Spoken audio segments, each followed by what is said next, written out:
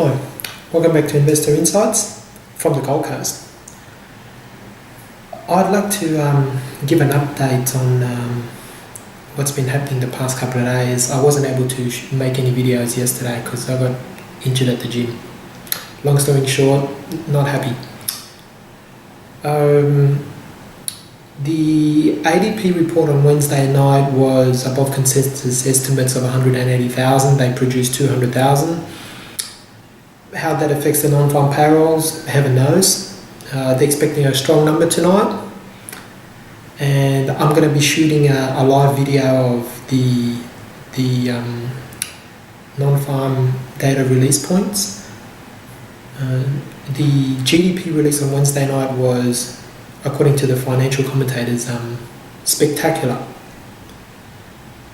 But as I always say, they're a big bunch of lemmings and they don't really know what they're talking about. Because with this GDP report, they were expecting a number below 1%, and I was too. But they got a number of 1.7%. If it was anybody else apart from the US, I'd probably be cheering and I'd be happy, somewhat happier than less than 1%. The problem is how they got that number of 1.7% growth quarter on quarter last year. It's all in the methodology. They've changed, or I should say they've revised and changed the way that they've worked that they're going to work out the GDP from the last quarter onwards. And two of the points I'd like to raise is the fact that things like R&D is now incorporated within the GDP. That to me doesn't make any sense at all, because if you were running a business and you were spending money on research and development, you don't count that as turnover now, do you? So why are they counting it as part of their GDP? Heaven knows. It's just a way of fudging numbers to make them look better. Secondly, they are, from what I gather, they are now adding to GDP future orders, whether fulfilled or not. Now, I had to think quite a long time about this, and it reminded me about something a while ago, and it wasn't until the long drive up here that it hit me like a ton of bricks. Do you remember who got done for doing the exact same thing and the company actually went under? Enron. They were the kings of cooking the books, and that's what they were doing. They were booking future sales, future energy sales, whether or not they were fulfilled. So their balance sheet looked good, their sales look good, but any business cannot count future orders as part of its turnover.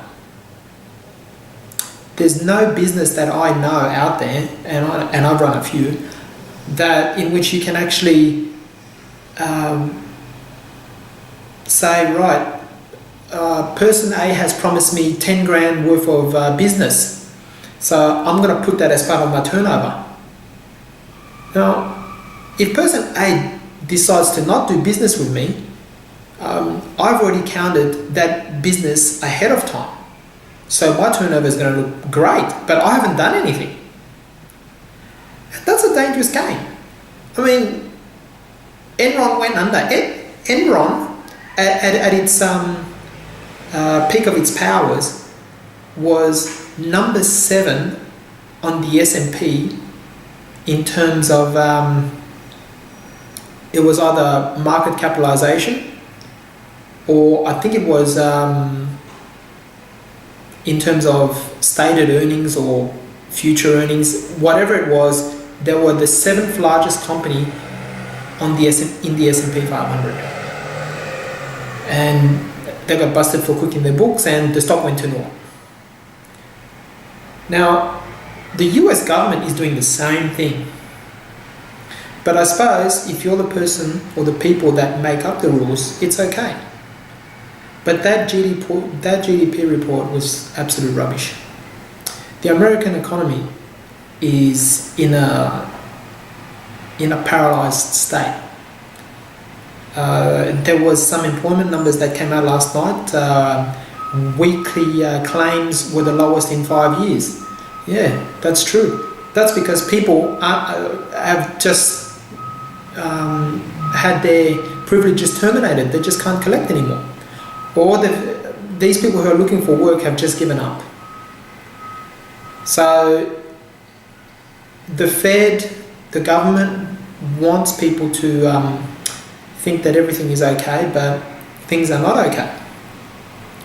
I was in Westfields on Thursday night. That's shopping centres in Australia here. And I'll tell you what, the car park was empty on shopping night. That's to show you how healthy the economy is. I'm going to clean myself up. I've only just arrived here. I'm going to clean up, and I'm going to prepare myself for the non-farm payrolls, and we'll see where things goes. I'll see you then.